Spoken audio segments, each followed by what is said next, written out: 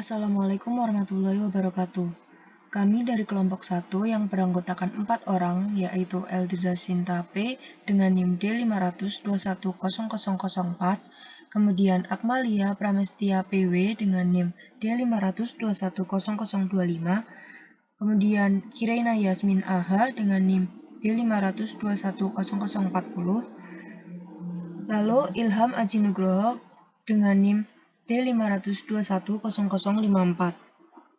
Di sini kami akan membahas tentang asam asetat atau CH3COOH. Nama asam asetat berasal dari kata Latin acetum atau vinegar. Asam asetat atau lebih dikenal dengan asam cuka adalah suatu senyawa berbentuk cairan, tidak berwarna, berbau menyengat, memiliki rasa asam yang tajam, dan larut dalam air, alkohol, gliserol, dan ether. Pada tekanan atmosferik, titik didihnya 118,1 derajat Celcius. Asam asetat mempunyai aplikasi yang sangat luas di bidang industri dan pangan. Larutan asam asetat dalam cairan merupakan salah satu asam lemah. Faedahnya hanya terdisosiasi, beberapa dijadikan ion H+ dan CH3COO-. Asam asetat merupakan pereaksi kimia dan bahan baku industri yang penting. Asam asetat digunakan dalam produksi polimer seperti polietilena, tereftalat, selulosa asetat, dan polivinil asetat, maupun berjenis-jenis serat dan kain. Asam asetat, asam etanolat, atau asam cuka adalah senyawa kimia asam organik yang merupakan asam karboksilat paling penting di perdagangan, industri, dan laboratorium, dan dikenal sebagai pemberi rasa asam dan aroma dalam makanan. Dalam industri makanan, asam asetat digunakan sebagai pengatur keasaman. Kemudian di rumah tangga, asam asetat encer digunakan sebagai pelunak cairan. A. Rumus kimia dan struktur asam asetat. 1. Rumus kimia asam asetat yaitu CH3COOH. 2. Struktur asam asetat yaitu seperti pada gambar berikut. B. Kegunaan asam asetat. Berikut ini kegunaan asam asetat dalam proses industri. 1. Asam asetat digunakan pada proses purifikasi atau pemurnian bahan kimia organik, karena dapat digunakan sebagai pelarut rekristalisasi. 2.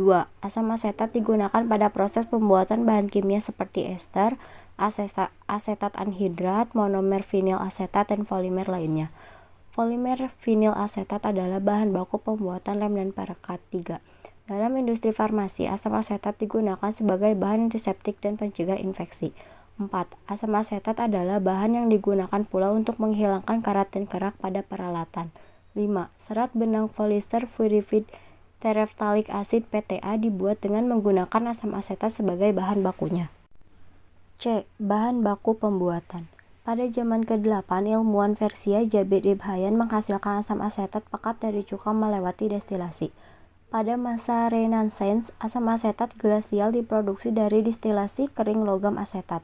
Pada zaman ke-16, pakar alkimia Jerman Andreas Libavius menjelaskan cara tersebut dan membandingkan asam asetat glasial yang diproduksi terhadap cuka. Ternyata, asam asetat glasial memiliki banyak perbedaan sifat dengan larutan asam asetat dalam cairan, sehingga banyak pakar kimia yang mempercayai bahwa keduanya merupakan zat yang berlainan. Pakar kimia asal Prancis, Pierre Adet, akhirnya membuktikan bahwa kedua zat ini sebenarnya sama. Pada 1987, kimiawan Jerman Kolbe mensintesis asam asetat dari zat anorganik untuk pertama kalinya. Reaksi kimia yang diterapkan merupakan klorinasi bahan disulfida dijadikan karbon tetraklorida, diikuti dengan pirolisis dijadikan tetraklorietilena, dan klorinasi dalam cairan dijadikan asam tritrochloroasetat, dan akhirnya produksi melewati elektrolisis dijadikan asam asetat.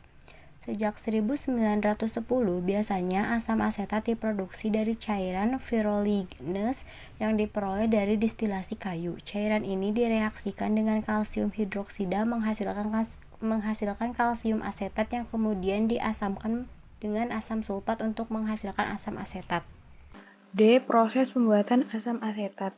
Terdapat beberapa macam proses pembuatan asam asetat di industri yang telah dikembangkan.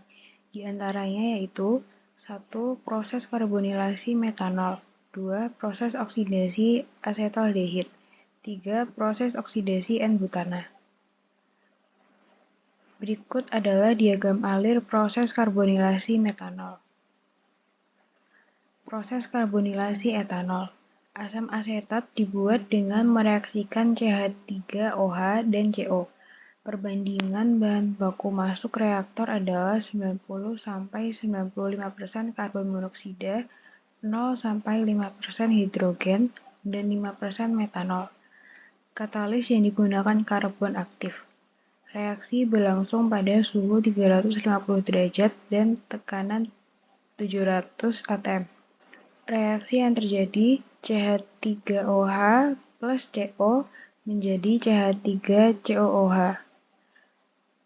Gas yang keluar dari reaktor didinginkan untuk menghasilkan kondensat yang terdiri dari asam asetat, metil asetat, dan metanol yang tidak dikonversi. Jumlah metil asetat yang ada tergantung pada temperatur di mana reaksi dilakukan. Di bawah 300 derajat Celcius sangat sedikit asetat yang terbentuk, tetapi laju reaksi relatif lambat. Di atas 300 derajat Celcius, laju reaksi dan persentase metil asetat meningkat. 350 derajat Celcius tampaknya menjadi suhu yang optimal. Kondensat dari pendingin diumpan ke serangkaian kolom fraksinasi untuk memisahkan metanol, metil asetat, asam asetat, dan air yang tidak dikonversi. Metil asetat dapat digunakan seperti itu atau dihidrolisasi untuk memperoleh kembali asam asetat. Ini juga dapat didaur ulang bersama dengan metanol segar. Berikut adalah diagram alir proses oksidasi asetaldehid. Berikutnya proses oksidasi asetaldehid. Asam asetat dapat diperoleh dengan cara mengoksidasikan asetaldehid pada fase cair. Reaksi ini terjadi dalam reaktor dengan tekanan 75 psi sampai 117 psi atau 5–8 atm dan suhu 55–65 derajat Celcius. Dan untuk mempercepat terjadinya reaksi digunakan katalis mangan asetat.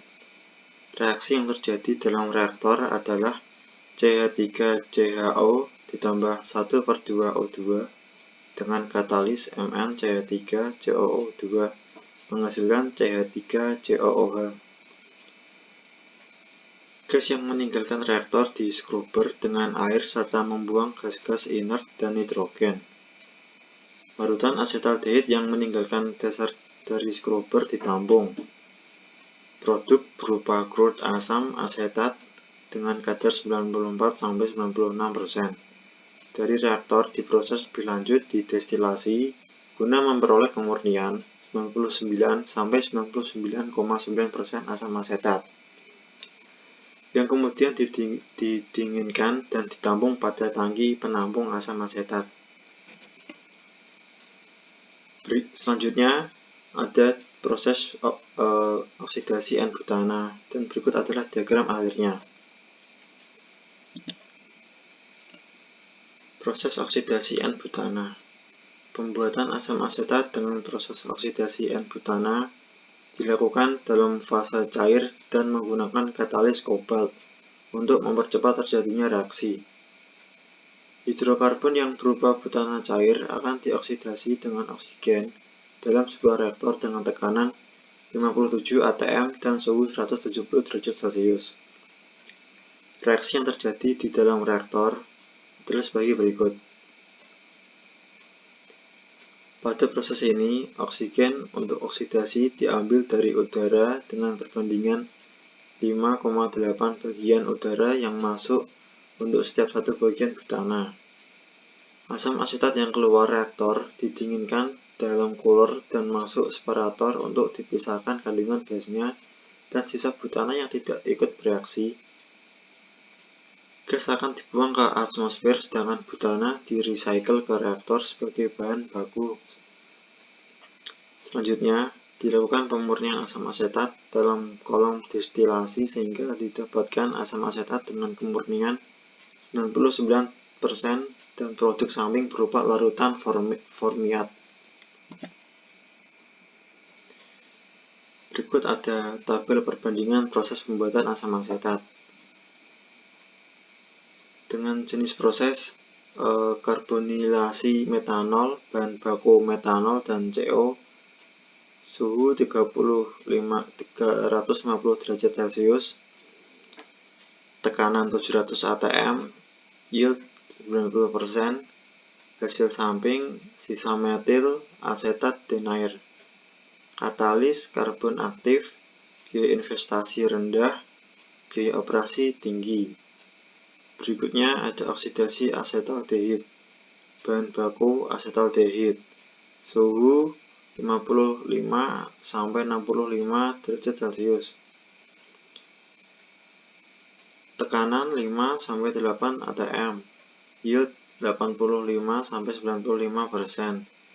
Hasil samping sisa asetaldehid dan air. Katalis mangan asetat, biaya investasi rendah, biaya operasi rendah. Selanjutnya oksidasi N-butana, bahan baku N-butana, suhu 160 sampai 180 derajat Celcius, tekanan 57 atm, yield 90%.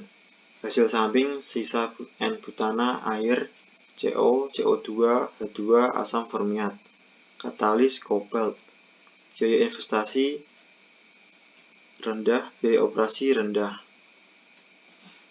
Perusahaan-perusahaan yang memproduksi asam asetat. Perusahaan dalam negeri yang memproduksi asam asetat contohnya adalah PT Indo Asida Tama. Perusahaan ini merupakan produsen asam asetat pertama dan satu-satunya di Indonesia. Kemudian di luar negeri ada Monsanto Company di Amerika Serikat. Monsanto Company membuat beberapa produk kimia, salah satunya asam asetat, dan didistribusikan ke berbagai negara. Sekian presentasi dari kelompok kami. Apabila ada banyak kekurangan dan kesalahan, mohon maaf sebesar-besarnya. Dan kemudian apabila ada yang ditanyakan, silakan ditanyakan. Wassalamualaikum warahmatullahi wabarakatuh.